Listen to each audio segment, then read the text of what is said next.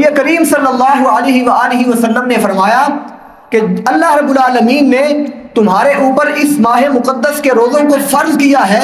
اور پھر فرمایا وَسَنَنْتُ لَكُمْ قِيَامَهُ، اپنی طرف اشارہ کرتے ہوئے فرمایا کہ میں نے اس ماہ مقدس کے اندر اس کا جو قیام ہے وہ تمہارے لیے سنت بنایا ہے،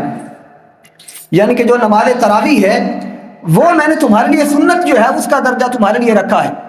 اور اس کے اندر ایک یعنی کہ طویل حدیث پاک ہے کہ نبی کریم صلی اللہ علیہ وآلہ وسلم نے 2 دن یا 3 دن لگاتار جو ہے وہ نماز تراویح جماعت کے ساتھ ادا فرمائی، اور پھر یہ تو ہو نہیں سکتا تھا کہ حضور علیہ السلام قرآن کی تلاوت کریں اور سننے والے جوق در جوق نہ آئیں۔ حضور کی ذات تلاوت قرآن کرے اور سننے والے شوق سے نہ آئیں، یہ کیسے ہو سکتا ہے؟ آج بھی جو خوش الہانی سے قرآن کی تلاوت کرنے والا ہوتا ہے، خوبصورتی سے اس کے تمام جو احکامات ہیں ان کو مد نظر رکھتے ہوئے، تمام جو قواعد ہیں ان تجوید کے ان کو مد نظر رکھتے ہوئے جو قرآن کی تلاوت کرتا ہے، تو انسان کے اندر یہ شوق پیدا ہوتا ہے کہ یہ پڑھتا جائے اور میں سنتا جاؤں، یہ پڑھتا جائے اور میں سنتا جاؤں۔ تو جو قاری قرآن خود حضور کی ذات ہو، سوچیں حضور کے صحابہ کیوں نہ یہ چاہیں کہ سرکار پڑھتے جائیں اور ہم سرکار کی تلاوت سنتے جائیں۔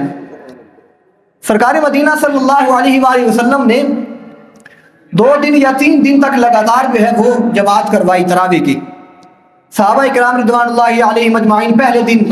تھوڑے کم تھے، دوسرے دن زیادہ تھے، تیسرے دن اور زیادہ ہو گئے۔ جب سب کو پتہ چلا نا کہ سرکار جماعت کرواتے ہیں، خود قرآن کی تلاوت کرتے ہیں، صحابہ کی تعداد بڑھ گئی۔ نبی کریم صلی اللہ علیہ وسلم کے بارے میں قرآن مجید میں خالق کائنات نے فرمایا حریص علیکم، کہ میرا محبوب تمہارے لیے بہت بڑا خیر خواہ ہے، وہ تمہارے اوپر رؤوف بھی ہے،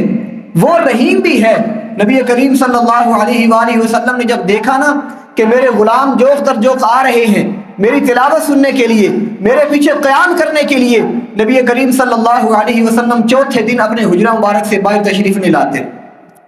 اپنے کمرے کے اندر ہی ہیں۔ اب صحابہ کرام رضوان اللہ علیہم اجمعین، یہ صحیح بخاری کی حدیث پاک ہے، حضور سرور عالم صلی اللہ علیہ وسلم کے دروازے کے سامنے کھڑے ہیں۔ ادب کا یہ مقام ہے کہ دروازے کے اوپر دستک نہیں دیتے، حضور کو آواز نہیں لگاتے کہ یا رسول اللہ آپ باہر تشریف لائیں، ہم نے قرآن سننا ہے۔ یہ ادب کا تقاضا تھا۔ رب نے ہمیں ادب مصطفیٰ کرنے کا حکم دیا ہے تو ہمیں پتہ چلا کہ کیسے ادب کرنا، تو صحابہ کرام کے عمل سے پتہ چلا ہے، یہ صحابہ کے عمل سے پتہ چلا ہے کہ سرکار کا جو در ہے وہ عام در نہیں ہے، بارگاہ مصطفیٰ عام بارگاہ نہیں ہے، بلکہ وہاں پر تو اپنی آواز بھی اونچی ہو جائے تو ساری زندگی کے اعمال برباد ہو جاتے ہیں۔ تو حضور کے صحابہ دروازے پر کھڑے ہیں، کوئی کھانسی جو ہے وہ کر رہا ہے، ایک دوسرے سے بات جو ہے وہ تھوڑی آہستہ آہستہ کر رہے ہیں کہ شاید سرکار سنیں تو آپ علیہ السلام باہر تشریف لے آئیں، لیکن سرکار کو بھی پتا تھا کہ میرے غلام باہر کیوں کھڑے ہیں۔ آقا تھے نا، سب کچھ جانتے تھے، حضور علیہ السلام کو معلوم تھا کہ میرے غلام کیوں کھڑے ہیں۔ جب صبح ہوتی ہے تو نبی کریم صلی اللہ علیہ وآلہ وسلم باہر تشریف لاتے ہیں۔ حضور علیہ السلام سے صحابہ کرام نے عرض کیا یا رسول اللہ آپ باہر تشریف نہیں لائے، رات کو ہم نے آپ کی تلاوت سننی تھی، اسی شوق کی بنیاد پر ہم آپ کے دروازے پر کھڑے رہے۔ ہمارے آقا نبی کریم صلی اللہ علیہ وآلہ وسلم نے ارشاد فرمایا کہ اے میرے غلاموں، یہ دیکھو ہمارے مصطفیٰ ہمارے اوپر کتنے حریص ہیں، کس قدر خیر خواہ ہیں۔ حضور سرور عالم صلی اللہ علیہ وسلم نے فرمایا میرے غلاموں، مجھے اس بات کا ڈر تھا، اس کا خوف تھا کہ اگر لگاتار میں تمہارے لیے جماعت کرواتا تو یہ نماز بھی تمہارے اوپر فرض ہو جاتی، بس اس شدت خوف کی وجہ سے کہ تم اس کو کہیں ادا نہ کر سکو، میں تمہارے لیے باہر نہیں آیا، اس لیے کہ کہیں تم اس نماز کو ترک کرنے کی وجہ سے جب فرض کو ترک کرو گے تو تم زیادہ گناہگار ہو جاؤ گے۔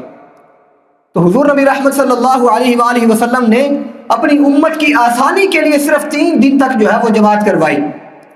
اور چوتھے دن آپ علیہ السلام اپنے حجرہ مبارکہ سے باہر تشریف نہیں لائے، اور اس کی وجہ جو بیان فرمائی وہ اپنی امت کے اوپر اس بات کا خوف تھا کہ کہیں میری امت اس کو ادا کرنے سے قاصر نہ آ جائے۔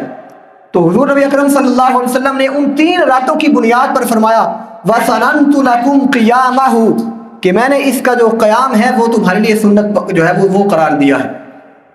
اگر لگاتار پڑھتے حضور علیہ السلام کا یہ عمل تواتر سے ثابت ہوتا تو یہ ہمارے لیے فرض یا واجب کا درجہ ہونا تھا، لیکن جو 3 دن نبی کریم علیہ السلام نے قیام فرمایا وہ ہمارے لیے کیا ہے؟ سنت ہے۔ اور فقہاء نے فرمایا کہ سنت مؤکدہ ہے علی الکفایہ، اگر کوئی شخص اس کو